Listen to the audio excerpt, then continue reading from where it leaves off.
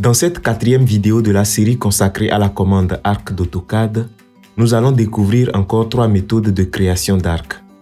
D'abord à partir d'un centre, d'un point de départ et d'une extrémité. Ensuite à partir d'un centre, d'un point de départ et de l'angle décrit. Et enfin à partir d'un centre, d'un point de départ et de la longueur de corde. Tout comme dans les précédentes vidéos, nous avons le dessin inachevé d'un carrefour giratoire à 3 branches. L'objectif est toujours de relier les extrémités des lignes de droite des branches numéro 1 et numéro 3 grâce à un arc.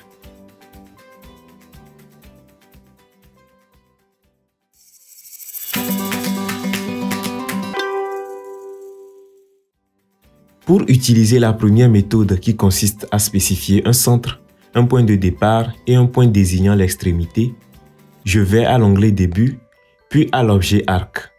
Je clique sur la flèche pour afficher les options de création d'arc, puis je sélectionne l'option Centre, Départ, Fin.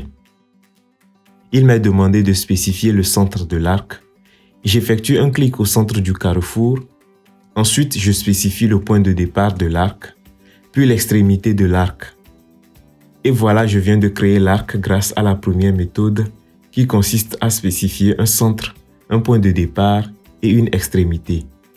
Vous noterez au passage que l'arc obtenu est créé dans le sens trigonométrique ou le sens anti-horaire ou plus simplement le sens inverse des aiguilles d'une montre en partant du point de départ. Pour passer à la deuxième méthode, je vais effacer l'arc que je viens de créer. Pour cela, je le sélectionne puis j'appuie la touche Supprimer.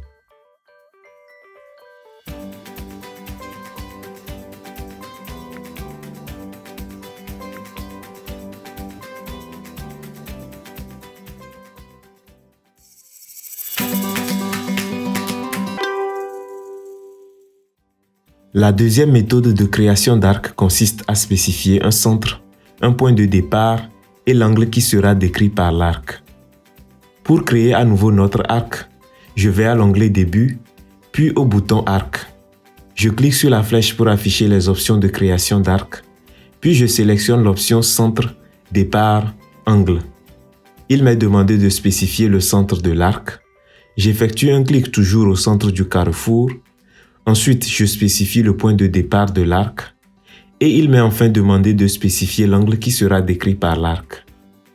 Étant donné que depuis les précédentes vidéos, nous avions déjà déterminé la valeur de cet angle qui équivaut à 136 degrés, je vais juste saisir 136 puis appuyer la touche Entrée.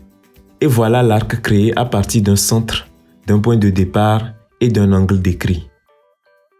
Pour enfin passer à la troisième méthode, je vais de nouveau effacer l'arc que je viens de créer.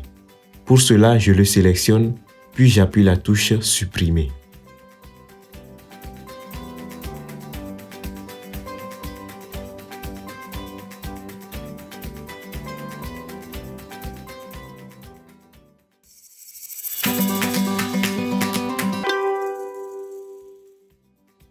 Pour utiliser la troisième méthode de création d'arc qui consiste à spécifier un centre, un point de départ et la longueur de corde, je retourne au bouton Arc. Je clique sur la flèche pour afficher les options de création d'arc, puis je sélectionne l'option Centre, Départ, Longueur.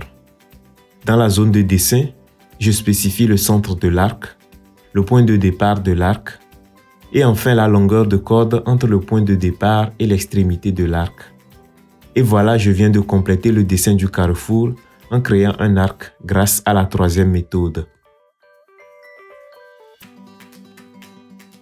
Pour vous permettre de vous entraîner, le lien vers le fichier utilisé dans cette vidéo est disponible en description.